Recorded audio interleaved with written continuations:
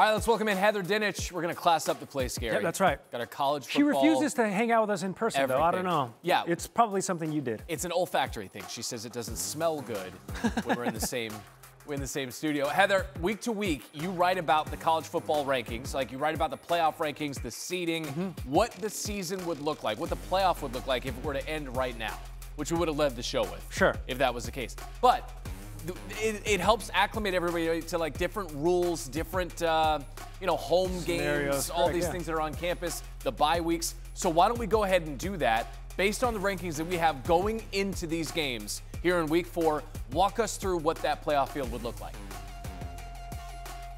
Well, this week, the biggest change was at the top where Texas took the #1 spot. And college football fans need to know that it's the 5 highest ranked conference champions plus the next 7 highest ranked teams.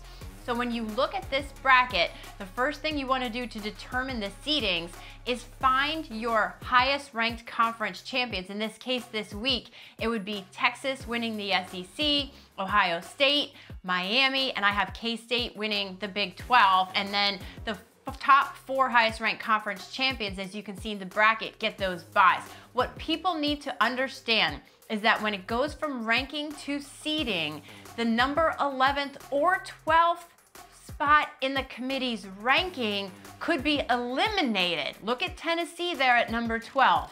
This week, as good as the Vols are, they would be out of the bracket because that 5th highest ranked conference champion, Northern Illinois, gets that 12th spot, which bumps the 12th team out of the ranking. That's hard for people to understand. I'm glad you have the bracket up there to show that.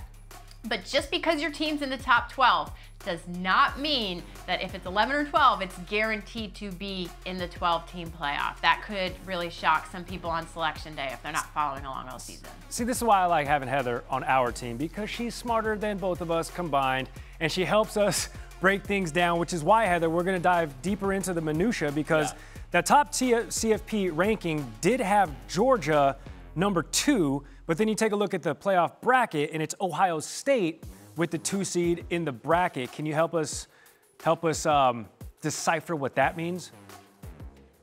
Sure. Even though Georgia, in this case, would be the selection committee's #2 team in its ranking, the Bulldogs can't be seeded any higher than 5th. And that's because the top 4 seeds go to those 4 highest ranked conference champions. So even if Georgia's the #2 team in the country on selection day, they would get that 5th seed. But that means that the conference champions get a first-round bye. Georgia, as a higher seed, would get a first-round home game, but they would have to win 4 straight games to win the national title. I don't care who you are, guys. That's tough. Yeah, especially with the level of opponent, right? The quality of opponent, even if it is a home game, you're stepping up a weight class, although maybe not Georgia in the SEC. I want to look at the 12 spot, if we could fire that up as well, because Northern Illinois is not in the top 12 rankings, but they are the 12 seed in that final bracket. We're assuming it's on the strength of the Notre Dame upset. Heather, do you see that holding through the rest of the season? Northern Illinois gets into the playoff.